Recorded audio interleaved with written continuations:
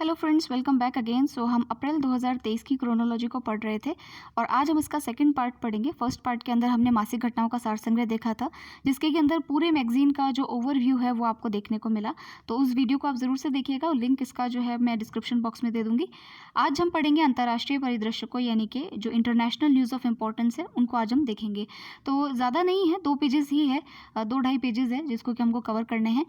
तो चलिए स्टार्ट करते हैं। सबसे पहला है हमारा लोकतंत्र रिपोर्ट के ऊपर। इसका एक इंडेक्स है, इस इंडेक्स का नाम है लिबरल डेमोक्रेसी इंडेक्स। ठीक है, नाम क्या है इसका? LDI यानी कि लिबरल डेमोक्रेसी इंडेक्स। और जैसा कि रिपोर्ट के नाम से ही सिद्ध है कि भाई किन देशों के अंदर डेमोक्रेसी ज़्यादा है, लोकतंत्र ज़्यादा है, लोकतांत्रिक परंपराओं का अच्छे से निर्वहन हो रहा है, यानी कि वोटिंग अच्छे से होती है, रिगिंग या फिर बूथ कैप्चरिंग इस तरह की घटनाएं, या फिर जो है वोट देने का अधिकार स्वतंत्र है लोगों के पास में। इस प्रकार की जो चीज़ें हैं, ऐसे संकेतक हैं पूरे, जिनको कि कैलकुलेट करके लोकतंत्र रिपोर्ट को तैयार किया जाता है। अब ये जो रिपोर्ट है ये तैयार किसने की है? तो यहाँ पर एक स्वीडन की एक विश्वविद्यालय यूनिवर्सिटी है, वहाँ की एक संस्था है जिसका नाम है वी डेम। डेम का मतलब है डेमोक्रेसी का शॉर्ट फॉर्म, यहाँ पे डेम लिखा है। तो वी डेम एक संस्था है जिसने कि इसको तैयार किया है। और इसके अंदर जो अब देखिए कि टॉप के अंदर तो ये स्वीडन, फिनलैंड और ऐसे जो देश हैं जो कि काफ़ी जो हर तरीके से रिसोर्स वाइज भी देखिए काफ़ी उन्नत है और पॉपुलेशन भी वहाँ पे कम है। तो डेनमार्क जो है इसके अंदर टॉप पे आता है। तो इस प्रकार के देशों को ही यहाँ पर टॉप स्थान मिलता है हर बारी। तो डेनमार्क इसमें टॉप पे है। और सबसे कम डेमोक्रेसी में तो आपको पता ही है नॉर्थ कोरिया ही होगा। अगर भारत की बात करें तो भारत के अंदर आप देखिए कि भारत का जो स्थान है वो LDI के अंदर जो है वो 97th पोजीशन है। और अगर हम इलेक्टोरल डेमोक्रेसी की बात करते हैं, ये इसका एक संकेतक है इलेक्टोरल डेमोक्रेसी नाम का, तो इसकी अगर हम बात करें तो इसमें भारत 108वें स्थान पर है। ठीक है, इससे पहले भारत 100वें स्थान पर था, अब और नीचे गिर गया है। यानी कि आप देखिए डेमोक्रेसी का जो स्तर है उसके अंदर अगर हम प्रेस की स्वतंत्रता की बात करें तो उसमें भी हमारा इंडेक्स पीछे आ रहा है, और डेमोक्रेसी की बात करें तो उसके अंदर भी हमारा जो स्तर है वो काफ़ी नीचे है। तो यहाँ तो 97th पोजीशन पर है। और इलेक्टोरल डेमोक्रेसी इंडेक्स की बात करें तो उसमें तो भारत 108वें पोजीशन पर है। यानी कि जो स्तर है, जो वो लेवल है, वो जो भारत का जो पोजीशन है वो डाउन हुई है। अब देखिए इसमें और भी, जैसे इसने बताया है कि भाई जो 13% लोग ऐसे हैं जो उदार लोकतंत्र में रह रहे हैं, और 72% यानी अधिकतर जो लोग हैं, 570 करोड़ की जो आबादी है, वो जो है कम उदारवादी देशों के अंदर निवास कर रही है। सबसे ज़्यादा उदार कौन से देश हैं? Denmark, Sweden, Norway, Switzerland, Estonia, इस प्रकार के जो ये देश हैं वो सबसे ज़्यादा उदार माने जाते हैं। बस इसमें इतना ही ध्यान रखिए, और तो ज़्यादा फिर बाल की खाल निकालने वाली चीज़ें हो जाएंगी, इतना कोई पूछेगा भी नहीं। स्थान के बारे में आपको पता चली गया। भारत का स्थान ध्यान रखिएगा, और टॉप कौन सा है वो आपको पता चली जाएगा। उसमें तो आपको नो डाउट जो ऐसे देश हैं जो रिसोर्स वाइज भी आगे हैं, पॉपुलेशन वाइज उनकी कम है, तो वो देश हमेशा ही इन चीज़ों में आगे रहेंगे। फिर देखिए नेक्स्ट जो है ये काफ़ी इंपॉर्टेंट है, IR से संबंधित है, इंटरनेशनल रिलेशन से। तो अमेरिका, ब्रिटेन और ऑस्ट्रेलिया के मध्य जो है परमाणु पनडुब्बियों को, यानी न्यूक्लियर जो सबमरीन्स है उसको लेकर के समझौता फाइनल हो गया है। आपको पता है कि ये जो तीनों देश हैं, अमेरिका, ब्रिटेन और ऑस्ट्रेलिया, इन्होंने चाइना को सबड्यू करने के लिए, सबड्यू या ये कहें कि चाइना की जो पावर है उसको काउंटर करने के लिए एक अपना समझौता तैयार किया, जिसको ऑकस ट्रीटी भी कहते हैं। AUKUS, AUKUS. ऑकस का फुल फॉर्म क्या हुआ? यहाँ पर तो हो गया ऑस्ट्रेलिया, यहाँ पर हो गया UK, और यहाँ पर जो है इसका मतलब हो गया USA। तो यहाँ पर आप इसका लोगो भी देख सकते हैं ऑकस का। तो ये जो ऑकस ट्रीटी थी उसके तहत यही बात की गई थी। उसमें यही बात की गई थी कि भाई जो ऑस्ट्रेलिया है, क्योंकि हिंद महासागर क्षेत्र के अंदर जो है एक अच्छी खासी पोजीशन रखता है, स्ट्रैटेजिक पोजीशन है उसकी, तो उसको परमाणु पनडुब्बी संपन्न किया जाएगा। और उसको जो ये टेक्निक है वो किसके द्वारा दी जाएगी? तो ब्रिटेन और अमेरिका के द्वारा ये टेक्नोलॉजी जो है वो ट्रांसफ़र की जाएगी।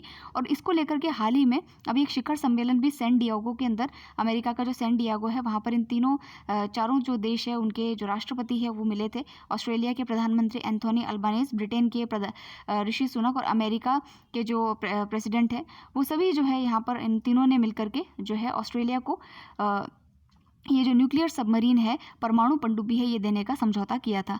अब देखिए समझौते के तहत ऑस्ट्रेलिया वर्ष 2030 तक 3 अमेरिकी वर्जीनिया क्लास की परमाणु संचालित पनडुब्बियों को खरीदेगा, और 2027 तक अमेरिका अपनी 2 पनडुब्बियों को ऑस्ट्रेलिया के तट पर जो है वो तैनात करेगा। अमेरिका और ब्रिटेन ऑस्ट्रेलिया का परमाणु पनडुब्बी निर्माण में भी सहायता करेंगे। और इसके अलावा ऑस्ट्रेलिया और ब्रिटेन एक नई तरह की पनडुब्बी बनाएंगे जिसका नाम SSN ऑकस होगा, ये दोनों देशों की नौसेना में जो है वो शामिल की जाएगी। तो बेसिकली यहाँ मुद्दे की बात ये है कि ऑकस ट्रीटी क्या है, उसी से संबंधित है, उसी को लेकर के जो ये थ्रेड है वो इंक्रीज़ किया गया है।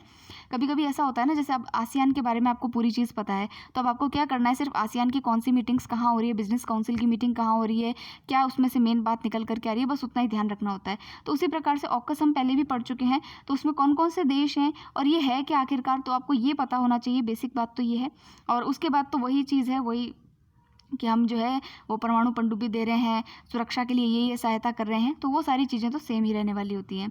तो ये जो बातें हैं, तो यहाँ ये आप देख सकते हैं तीनों देशों की, ये मैंने आपको ये बता ही दिया कि एक सुरक्षा समझौता है तीनों देशों के लिए, और मकसद ये है कि चाइना को काउंटर करना है।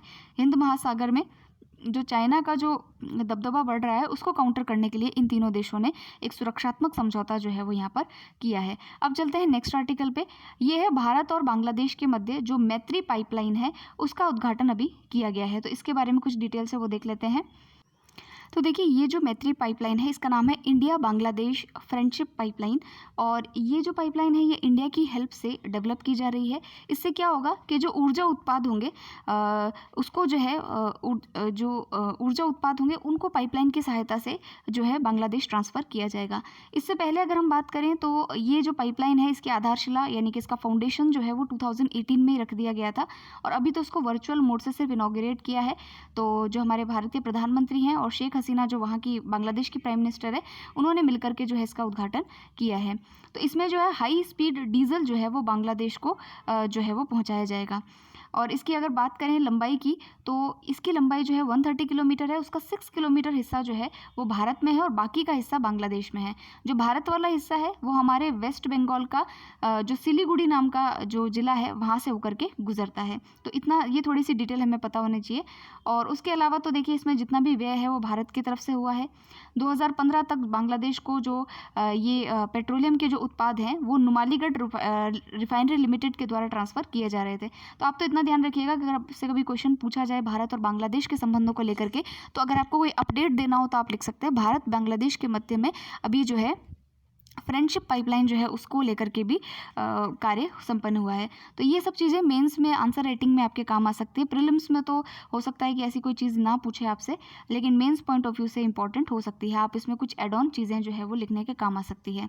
नेक्स्ट चलते हैं, बांग्लादेश को ही रिलेटेड एक और न्यूज़ है कि बांग्लादेश ने अपना पहला नौसैनिक यानी नेवल पनडुब्बी अड्डे का शुभारंभ किया है। ठीक है, सबमरीन बेस जो है पहला अपना सबमरीन बेस बनाया है किसने, बांग्लादेश ने। तो इस बेस का नाम है BNS शेख हसीना, वहाँ के प्रधानमंत्री के नाम पर ही है, और बांग्लादेश का पहला जो है सबमरीन बेस है ये। और इसको जो है इम्पॉर्टेंट बात यह है कि चाइना की हेल्प से तैयार किया गया है। तो चाइना की मदद से इसको तैयार किया गया है, और वहाँ का जो कॉक्स बाज़ार है वहाँ पर इसको स्थापित किया गया है। तो इसमें जितनी भी लागत है वो चाइना के द्वारा जो है दी गई है। और बंगाल की खाड़ी में स्थित यह बेस जो है आपातकाल में पनडुब्बियों की सुरक्षित और तेज़ आवाजाही के अंदर जो है वो मदद करेगा। तो इस बेस का तो खैर यही मतलब होता है, बेसिस क्यों बनाए जाते हैं, ताकि जो है जो शिप्स वगैरह होती हैं, जो पनडुब्बियाँ होती हैं, उनमें रिफ्यूलिंग की जा सके, और उनमें अगर कोई टेक्निकल प्रॉब्लम है तो उसको ठीक किया जा सके, तो उसके लिए इनको बनाया जाता है। देखिए, बांग्लादेश ने चाइना से 2 पनडुब्बियों को वर्ष 2017 में खरीदा था। जो सबमरीन्स है, 2 सबमरीन्स बांग्लादेश ने खरीदी थी, जिनका नाम था BNS नवजात्रा और BNS जॉय जात्रा। और दोनों पनडुब्बियाँ जो है इतने, ये क्लास वगैरह तो छोड़िए, इसके निर्माण के लिए बांग्लादेश सरकार ने चाइना के साथ में 2019 के अंदर समझौता किया था। तो शेख हसीना के नेतृत्व वाली जो सरकार है, उन्होंने अपने पिता बंगबंधु शेख मुजीबुर रहमान द्वारा तैयार की गई रक्षा नीति के अनुसार जो है फोर्सेस गोल 2030 को लागू करने का काम जो है ये कर रही हैं। तो ये आपको ध्यान रखना है कि जो बांग्लादेश की जो गवर्नमेंट है उसने अभी अपना पहला जो पनडुब्बी बेस है उसको इनॉग्रेट किया है, और वो चाइना की हेल्प से इनॉग्रेट हुआ है, ये भी हमें ध्यान रखना है। अब चलते हैं नेक्स्ट पे। नेक्स्ट एक और रिपोर्ट हमको पढ़नी है। पहले हमने पढ़ी थी डेमोक्रेसी रिपोर्ट, अब देखते हैं विश्व प्रसन्नता रिपोर्ट, वर्ल्ड हैप्पीनेस इंडेक्स। अब वर्ल्ड हैप्पीनेस इंडेक्स जो है इसको जारी कौन करता है, इसको जारी करता है संयुक्त राष्ट्र सतत विकास समाधान नेटवर्क। संयुक्त राष्ट्र सतत विकास समाधान नेटवर्क के द्वारा इसको जारी किया जाता है। सबसे प्रसन्न देश कौन से होंगे जहाँ सब कुछ होगा तो देखिए, फिनलैंड जो है यहाँ पर, वहाँ पर जो है डेनमार्क था, यहाँ पर फिनलैंड है। तो फिनलैंड जो है सबसे प्रसन्न देश है। क्यों प्रसन्न है पता नहीं, बस प्रसन्न है। तो अब देखिए इसमें जो है 6 कारकों को ये लेते हैं। पैरामीटर्स कौन कौन से हैं? 6 पैरामीटर्स इसमें लिए जाते हैं। एक तो है आय, इनकम, एक है स्वस्थ जीवन की अनुमानित उम्र, सामाजिक सहयोग, स्वतंत्रता, विश्वास और उदारता, इनको इसमें शामिल किया गया है। अच्छा, कुछ लोग मुझे ऐसे कहते हैं कि आप जो है लाइन टू लाइन पढ़ते हो, तो अब इसमें आप ये बताइए, अगर हम किसी चीज़ को पढ़ रहे हैं, वहाँ कारक दिए हैं या ऐसी कोई चीज़ लिखी हुई है, तो उसको तो लाइन टू लाइन ही पढ़ा जाएगा, उसमें समझाने जैसा क्या है ऐसा? मतलब कई लोग बोलते हैं कमेंट सेक्शन में भी। और तो उसके लिए देखिए कुछ उपाय नहीं है। जब भी हम कोई स्टैटिक चीज़ पढ़ते हैं तो उसमें या तो पिक्चर्स के थ्रू या निमोनिक्स के थ्रू आपको याद कराने की टेक्निक दी जाती है, या फिर कोई बोलता है तो कभी कभी हमको बोरियत नहीं होती है। वीडियो देखने का यही होता है कि हमें बोरियत नहीं होती, हम चीज़ों को जो है इजीली समझ पाते हैं, कैच कर पाते हैं, क्योंकि हमारी जो 2 सेंस ऑर्गन्स हैं वहाँ पे काम करती है, तो यही होता है। लेकिन आप उसको अदरवाइज़ मत लीजिए चीज़ों को कि भाई ये तो सिर्फ लाइन टू लाइन पढ़ाते हैं। लाइन टू लाइन ऐसा कुछ भी नहीं है। जो चीज़ लिखी है, जैसे अब कारक है तो कारक को पढ़ के ही बताया जाएगा और उसमें जो इम्पोर्टेंट है उसको इम्पोर्टेंट ही बोला जाएगा। तो थोड़ा मोनोटोनस है चीज़ों को करना, लेकिन अब क्या करें, तैयारी का यही तरीका है यहाँ पर। तो अब देखिए जो 6 कारक हैं उसमें है एक तो है इनकम, एक है हेल्थ आपका, और एक आपकी जो अनुमानित आयु है, सामाजिक सहयोग, स्वतंत्रता, विश्वास, उदारता, इन सबको शामिल किया गया है। सबके नाम नहीं पता याद रखने, लेकिन एक आइडिया होना चाहिए कि कौन कौन से कारक इसके अंदर हैं। 20 मार्च को हम प्रसन्नता दिवस मनाते हैं और इसमें फिनलैंड जो है लगातार जो है 6ठी बार जो है विश्व का सबसे खुशहाल देश का दर्जा इसको मिला है। अब इसमें देखेंगे तो भारत की स्थिति क्या है, तो भारत को इसके अंदर 126वां स्थान मिला है। ठीक है, रैंकिंग में सुधार होने के बावजूद पड़ोसी देशों जैसे कि नेपाल, चीन वगैरह से हम अभी भी पीछे हैं। तो हम दुखी हैं, क्यों दुखी हैं पता नहीं। तो जो हमारे पड़ोसी देश हैं उनसे दुखी हैं, लेकिन जो रैंकिंग है वो कितनी है, 126 है, ये याद रखना है आपको।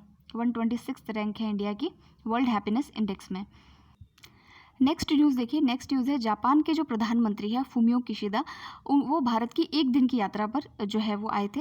तो 1 दिन की यात्रा पर इन्होंने जो है G20 की जो अध्यक्षता भारत कर रहा है और G7 जिसमें जापान जो है वो अध्यक्षता है, जापान अध्यक्षता उसकी कर रहा है, तो उसमें जो प्राथमिकताओं के जो मुद्दे हैं उनको लेकर के चर्चा की। हालांकि ये बात काम की नहीं, काम की बात यहाँ पर ये है कि इन दोनों ने मिलकर के जो है मुक्त और खुले इंडो पैसिफिक पहल जो है उसको यहाँ पर लॉन्च किया है। तो ये क्या चीज़ है, इसको समझना ज़रूरी है। यहाँ बात, ये मुद्दे की बात इसमें ये है, इंडो पैसिफिक पहल क्या है।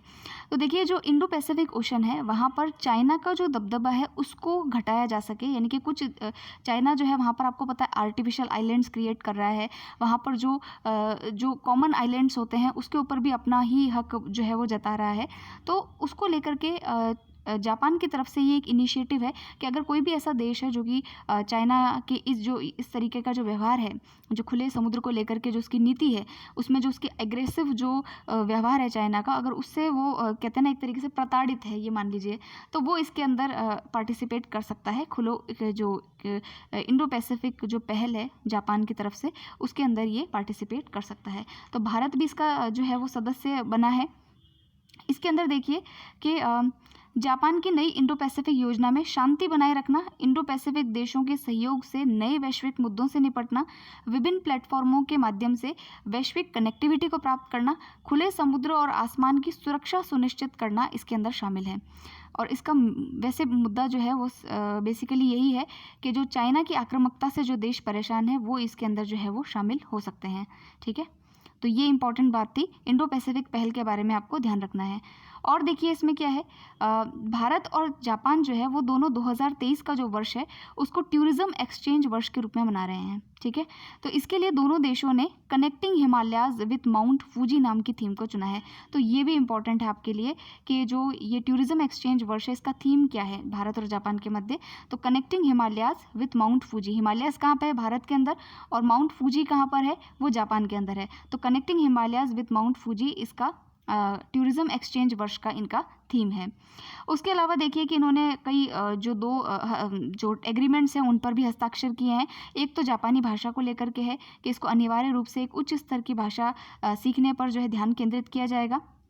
दूसरा इन्होंने कहा है कि जो Mumbai Ahmedabad high speed railway है उस परियोजना में जापान जो है वो सहयोग करेगा भारत का। तो बुलेट ट्रेन भी आपको पता है कि जापान के सहयोग से ही भारत में बनाई जा रही है।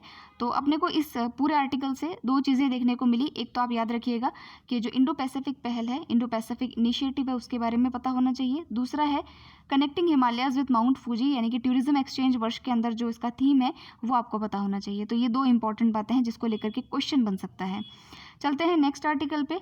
नेक्स्ट आर्टिकल है संयुक्त राष्ट्र ने उच्च समुद्र संधि पर हस्ताक्षर किए हैं, हाई सीज ट्रीटी। ये क्या है इसको देख लेते हैं। तो देखिए सबसे पहले तो हम ये समझते हैं कि हाई सीज ट्रीटी, ये हाई सीज क्या होते हैं, उच्च समुद्र क्या है। तो उच्च समुद्र देखिए कि ऐसे समुद्र जो राष्ट्रीय सीमाओं के बाहर स्थित हैं, ठीक है। तो इस प्रकार के जो समुद्र हैं, महासागर हैं, वो लगभग 2/3 हैं और यहाँ पर कुछ नियम कानून होने चाहिए जिससे कि इसके ऊपर जो रिसर्च होती है, जो खनन वगैरह जो समुद्रों के अंदर किया जाता है, उस पर रोक लग सके या उसका जो है जायज़ खनन जो है वो किया जा सके या उसमें जो रिसर्च है वो लीगल हो सके। तो उसके लिए कुछ नए नियम बनाए जा रहे हैं और ये नियम कौन बना रहा है, संयुक्त राष्ट्र बना रहा है। इसी के लिए ये संधि साइन की गई है जिसका नाम है हाई सीज ट्रीटी। इसमें पूरी बात यही है मुद्दे की, और बाकी आप इसमें पढ़ना चाहें तो आप इसको पूरा रीड कर सकते हैं। बाकी आपको यही पता रखना है हाई सीज ट्रीटी क्या है। तो जो समुद्र के जो नए नियम हैं, जो राष्ट्रीय सीमाओं के बाहर जो स्थित जो समुद्र हैं, जिनको हाई सीज कहा गया है यहाँ पर, उच्च समुद्र, उनको लेकर के जो है कुछ नियम कानून यहाँ पर बनाए गए हैं, अंतर्राष्ट्रीय नियम बनाए जाएंगे जिसको कि पालन करना अनिवार्य होगा। अब देखिए कि 1982 के अंदर जो है लास्ट जो है united nation convention on the law of seas बनाया गया था। उसके बाद में अभी जो है ये ट्रीटी बनाई गई है जो कि 4 मार्च 2023 को, जिस पर के हस्ताक्षर किए गए हैं। अब चलते हैं नेक्स्ट आर्टिकल के ऊपर। नेक्स्ट आर्टिकल है ऑस्ट्रेलिया के प्रधानमंत्री अल्बानीज की भारत की यात्रा। एंथोनी अल्बानीज जो है वो भारत की यात्रा पर आए हैं। देखते हैं यहाँ क्या क्या बातें हुई। अच्छा, अब देखिए इसके अंदर क्या क्या, ये एक तरीके से द्विपक्षीय जो है, मतलब दोनों देशों के हित की इसके अंदर बातें हुई है। तो ऑस्ट्रेलिया के पहले तो प्रधानमंत्री, ध्यान रखिएगा कौन है, एंथोनी अल्बानीज है। 4 दिवसीय यात्रा पर ये यहाँ पर आए थे और अभी जो हमने पढ़ा था ना वो बॉर्डर गवस्कर ट्रॉफी वाला फर्स्ट वाले वीडियो में, तो वो मैच भी इन्होंने साथ में देखा था। हालांकि इस पर कोई क्वेश्चन नहीं आएगा, मैं जस्ट ऐसे ही बता रही हूँ यहाँ पे। तो अब देखिए ऑस्ट्रेलिया के जो प्रधानमंत्री हैं उन्होंने दो तीन जो इसके अंदर एग्रीमेंट्स या घोषणाएं जो की गई हैं उस पर देखिए। पहला तो है शिक्षा को लेकर के। आपको पता है कि बहुत सारे भारतीय ऑस्ट्रेलिया के अंदर पढ़ने जाते हैं, तो यहाँ पर इन्होंने कहा है कि भारत की जो डिग्री है वो ऑस्ट्रेलिया में उसकी मान्यता बरकरार रखी जाएगी और ऑस्ट्रेलिया से जो भारतीय डिग्री लेकर के आते हैं वो उसकी मान्यता भारत में होगी। तो आपसे ये जो डिग्री की मान्यता है इसको यहाँ पर लेकर के बात हुई है। दूसरा इन्होंने कहा है कि ऑस्ट्रेलिया भारत शिक्षा योग्यता मान्यता मैकेनिज्म जो है उसको अंतिम रूप दिया गया है, वो डिग्री वाला ही जो मैंने आपको बताया है। और इसके अलावा छात्रवृत्ति की बात की गई है कि अगर जिसका नाम रखा गया है मैत्री छात्रवृत्ति, यानी कि 4 साल तक ऑस्ट्रेलिया में अध्ययन करने के लिए अगर किसी इंडियन स्टूडेंट को स्कॉलरशिप चाहिए तो उसके लिए मैत्री छात्रवृत्ति की घोषणा की गई है। तो इससे क्या होगा कि भाई भारत के जो विद्यार्थी हैं वो इसको प्रमोशन मिलेगा कि वहाँ जा कर के आप पढ़ाई कर सकते हैं ऑस्ट्रेलिया में। फिर देखिए जो गांधीनगर गुजरात के गिफ्ट सिटी है वहाँ पर ऑस्ट्रेलिया का जो यूनिवर्सिटी है जिसका नाम है डिकिन यूनिवर्सिटी, उसने अपनी एक शाखा, एक ब्रांच खोलने के लिए बात की है, घोषणा की है। तो ये डिकिन विश्वविद्यालय अगर ऐसी अपनी ब्रांच वहाँ पर कैंपस अपना स्थापित करता है तो ये पहला विदेशी विश्वविद्यालय होगा जो भारत के अंदर अपनी ऐसी ब्रांच को स्थापित करेगा। तो गिफ्ट सिटी के अंदर अपनी ब्रांच स्थापित करने की बात हुई है।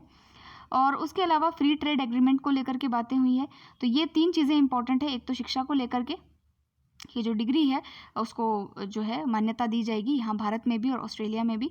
उसके अलावा जो है यहाँ पर एक स्कॉलरशिप की बात हुई है। और तीसरी जो है जो डिकिन विश्वविद्यालय है वहाँ का ऑस्ट्रेलिया का, वो जो गांधीनगर गुजरात के अंदर गिफ्ट सिटी है वहाँ पर आपके जो है अपना ब्रांच स्थापित करेगा। तो ये इसमें कुछ काम की बातें बताई गई है। अब नेक्स्ट चलते हैं संयुक्त राष्ट्र की LDC जो सूची है, ये लीस्ट डेवलप कंट्रीज़ की जो सूची है उसमें से भूटान को बाहर किया गया है। तो देखिए जो लीस्ट डेवलप्ड कंट्रीज़ की जो सूची है इसमें काफ़ी सारे हमारे एशियाई देश शामिल होते हैं। सबसे ज़्यादा तो अफ्रीकन कंट्रीज़ है जो लीस्ट डेवलप्ड में शामिल हैं। जैसे कि अभी अगर एशियन कंट्रीज़ की बात करें तो अफ़गानिस्तान, बांग्लादेश और नेपाल, म्यांमार, तो ये सारे जो देश हैं ये इसके अंदर लीस्ट डेवलप्ड की सूची के अंदर आते हैं। तो भूटान जो है अब इसके अंदर से बाहर कर दिया गया है। बस इसमें एक यही 1 लाइनर फैक्ट वाली बात है, इतना ही ध्यान रखना है। अब देखिए कि क्रोनोलॉजी के अंदर अभी कुछ एक नया ट्रेंड आया है कि 1 लाइन वाले जो फैक्ट्स हैं वो बताए गए हैं। तो इनको देख लेते हैं, इसमें कौन कौन सी काम की बात है। ये लास्ट पेज है आपका जिसको आपको पढ़ना है, तो इसको कवर कर लेते हैं। तो यहाँ पे देखिए कि श्रीलंका के अंदर आपको पता है कि काफ़ी इकोनॉमिक क्राइसिस चल रहे हैं। तो IMF ने जो है वहाँ पर बेल आउट पैकेज जारी किया था, उसको अभी और एक्सटेंड किया है, 3 बिलियन जो डॉलर है और देने की बात की है। फिर देखिए नेपाल का एक क्षेत्र ऐसा है, मधेसी क्षेत्र जिसको कहते हैं, और मधेसी लोगों ने वहाँ पर जो है अपने पार्लियामेंट्री राइट्स के लिए, पार्लियामेंट्री क्या कहूँ, संसदीय अधिकारों को लेकर के काफ़ी विरोध प्रदर्शन किया था। तो अभी वहाँ के एक नेता हैं जिनको कि वहाँ का तीसरा उपराष्ट्रपति बनाया गया है। तो अभी देखिए नेपाल के अंदर तो हर बार यही रहता है कि कभी कौन सी गवर्नमेंट गिरती है, कभी मतलब गवर्नमेंट टॉपल होना बहुत बहुत आम बात है, वहाँ पर स्टेबल गवर्नमेंट नहीं है। तो तीसरा उपराष्ट्रपति अभी उनको मधेसी नेता हैं जिनको बनाया गया है, उनका नाम है राम सहाय यादव को। फिर देखिए कि एक अंतर्राष्ट्रीय आपराधिक जो कोर्ट है, इंटरनेशनल कोर्ट ऑफ क्राइम जो है, उन्होंने, हालांकि होने जाना कुछ नहीं है उसमें, लेकिन एक जो रशिया के जो राष्ट्रपति हैं व्लादिमीर पुतिन, उनके खिलाफ गिरफ्तारी वारंट इन्होंने जारी किया है। तो इस पर तो कोई क्वेश्चन भी नहीं आने वाला, तो इसको कट कर सकते हैं। फिर देखिए कौन सा यूरोपीय देश है जिसने कि CO2 को आयात करने, यानी कि CO2 को ये इंपोर्ट करेगा और समुद्र के नीचे स्टोर करेगा। तो ऐसा करने वाला ये पहला यूरोपियन कंट्री बनने वाला है, ये करेगा डेनमार्क। ठीक है, तो ऐसी टेक्नोलॉजी है डेनमार्क के पास, इसीलिए उसने ये किया है। फिर देखिए जो अमेरिका है उसने भारत को कहा है कि आपकी जो मैकमोहन रेखा है, मैकमोहन रेखा किसके बीच में है, तो भारत और चाइना के बीच में जो अरुणाचल प्रदेश वाली सीमा है उसको मैकमोहन लाइन कहते हैं। तो उसको मान्यता प्रदान की है क्योंकि चाइना उसको नहीं मानता है, तो अमेरिका ने जो है उसको मान्यता प्रदान की है। फिर देखिए कि विश्व का एक सक्रिय ज्वालामुखी है, एक्टिव वोल्केनो है, जिसका नाम है माउंट मेरापी। ये माउंट मेरापी कहाँ पर है और अभी इसके अंदर जो है विस्फोट भी हुआ है, ये ध्यान रखिएगा, ये जावा इंडोनेशिया में है। और इंडोनेशिया से रिलेटेड एक और न्यूज़ है कि इंडोनेशिया की जो कैपिटल है जकार्ता, वो पानी में डूब रही है। तो उसको ट्रांसफ़र करने की बात कर रहे हैं, तो उसको ट्रांसफ़र कौन सी जगह किया जाएगा, तो बोर्नियो के अंदर जो है इसको ट्रांसफ़र करने की बात की गई है। यहाँ पर ये है भी लिखा हुआ, तो ये आप यहाँ पर देख सकते हैं। फिर देखिए नेपाल के भी तीसरे राष्ट्रपति का चुनाव हुआ है और इसके अंदर जो एक वरिष्ठ नेता है उनको राष्ट्रपति बनाया गया, जिनका नाम है रामचंद्र पौंड्रेल। तो दोनों ही, ऊपर राम सहाय यादव था, ये भी रामचंद्र है, तो दोनों राम राम से याद रखिएगा।